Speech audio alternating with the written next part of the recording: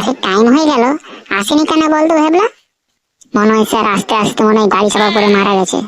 বাহ রে বাহ, তুই স্যারের নামে এইসব কথা বলতে পারিস? আমার মনে হয় স্যার গাড়ি চাপা পড়েনি, স্যার স্নান করতে গেছিল, বাথরুমে পড়ে গেছে। ও, আমি বলেছি গাড়ি চাপা পড়ে মারা গেছে, আর তুই এখন বলছিস স্যার বাথরুমে পড়ে গেল। বাহ রে বাহ, তুই আর কত ভালো কথা বললি। বাহ বাহ বাহ বাহ, তোরা স্যারের নামে এইসব কথা বলিস? বাহ, তোদের স্যার এত ভালোবাসে। একটা বয়স্ক মানুষ আসছিল, আমার মনে হয় এই রোদে গরমে স্যারের মনে সানস্ট্রোক হয়ে গেছে। চুপ কর ভ্যাবলা, পায়ের শব্দ পাওয়া যাচ্ছে, মনে হয় স্যার আসছে। চুপ কর। Good morning sir. হ্যাঁ হ্যাঁ হ্যাঁ, গুড মর্নিং গুড মর্নিং বাচ্চা। স্যার আসবে আজকে আর প্রশ্ন জিজ্ঞেস করবে, আর কালকে যা যা বলেছিলাম সব মনে আছে তো? স্যার মনে আছে? পুরো মনে আছে। হ্যাঁ বঙ্ক বাবু। আসুন স্যার, আসুন। বাচ্চারা, ইনি স্যার, টিপে ধর। টিপবো? আরে কোথাও টিপতে হবে না, এনার নাম টিপে ধর। বঙ্ক বাবু আপনি একটু বসুন, আমি বাচ্চাদের সাথে কথা বলছি। স্যার যা জিজ্ঞেস করবেন তার সঠিক উত্তর দেবে, ঠিক আছে বাচ্চারা? হ্যাঁ বাচ্চারা রেডি তো? তোমাদের কিছু প্রশ্ন জিজ্ঞেস করবো আর সেই প্রশ্নের উত্তর দেবে। আচ্ছা তুমি দাঁড়াও তো। কে স্যার? আমি? হ্যাঁ বাচ্চা তুমি দাঁড়াও, তোর নাম কি? স্যার আমার নাম ভ্যাবলা। হ্যাঁ বাচ্চা, তোমাকে কিছু প্রশ্ন জিজ্ঞেস করি, বলো তো পৃথিবী সূর্যের চারিদিকে কেন ঘোরে? স্যার কারণ সূর্য খুব টেনশনে আছে, কারণ হচ্ছে পৃথিবী নতুন বাইক পেয়েছে, তার জন্য চারিদিকে ঘুরছে। স্যার পড়াশোনায় ছেলেটা এমনিতেই ভালো, ও ভেবেছে আপনি ওর বাড়ির পাশে সূর্যের কথা বলছেন। আরে ভ্যাবলা, তোর বাড়ির পাশে সূর্যের কথা বলেনি, সূর্য উপরের দিকে সূর্য। বঙ্কু বাবু আপনি চুপ করুন, আমি তো ছাত্রদের প্রশ্ন জিজ্ঞেস করছি, দেখি ছাত্ররা কেমন পড়াশোনা করে।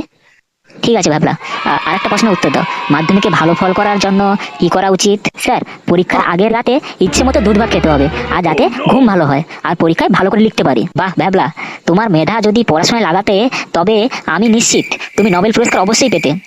তাহলে কি স্যার পড়াশোনা বন্ধ করে দেবো নোবেলের অপেক্ষায়? আচ্ছা বসো, তুমি খুব রসিক আছো, বসো।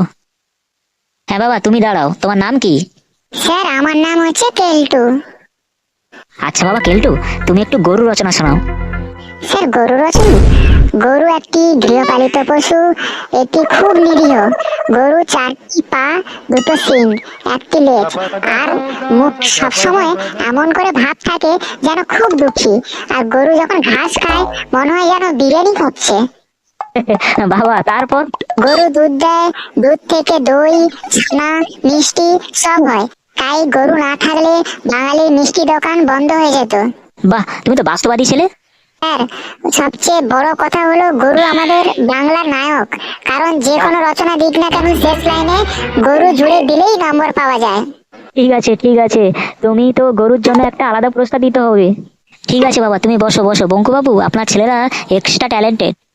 হ্যাঁ স্যার, ওই আর কি, আমার ছেলেরা এমনিতে পড়াশোনা খুব ভালো, আর নতুন দেখেছে স্যার আপনাকে, তো তার জন্য একটু ভয়ে ঘাবড়ে যাচ্ছে।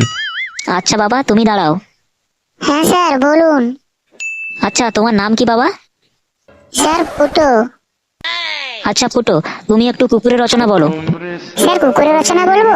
কুকুর একটি চারপায়ে প্রাণী, এর 2টি চোখ, 2টি কান এবং একটি লেজ রয়েছে।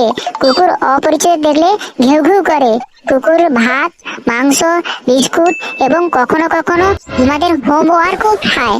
কুকুর একটি অনুগ্রত প্রাণী, আমাদের প্রতিবেশী কুকুরের খুব বুদ্ধিমান এবং এটি কেবল তাদের কামড়ায় যারা কুকুরকে পছন্দ করে না। বাবা বেশ আকর্ষণীয়, কিন্তু এই লাইনটি কি, কুকুর আমাদের হোমওয়ার্ক খায়?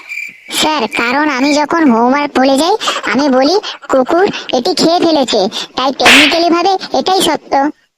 বাহ খুব মজার ছেলে তুমি। আর কুকুর মানুষকে কেন কামড়ায়? হ্যাঁ আমি এটা পরীক্ষা করে দেখেছি। আমি কুকুরের কাছে গিয়ে যখন বলি আমি তোকে ঘৃণা করি, তখন ওই কুকুরটি আমাকে 10 মিনিট ধরে তাড়াচ্ছিল। বুঝলে বাবা, তোমার কুকুরের দরকার নেই, তোমার একজন দেহরক্ষকের প্রয়োজন। আর বাবারা ওদের তো এখন ব্রেক টাইম হলো, ওরা ব্রেকে যাক। আর ভিডিওটা কেমন লাগলো অবশ্যই কমেন্ট করে জানাবে, আর একটি লাইক করে দেবে, আর সাবস্ক্রাইব করে অবশ্যই বেল আইকনটি প্রেস করবে, যাতে আমাদের নতুন নতুন ভিডিও এলে অবশ্যই তোমাদের কাছে যায়। আর বাচ্চারা সবাই বন্ধুদের বাই করে দাও। বাই। চি চি চিরে নুনি চি চি চি চিরে নুনি চিরে চিরে চি।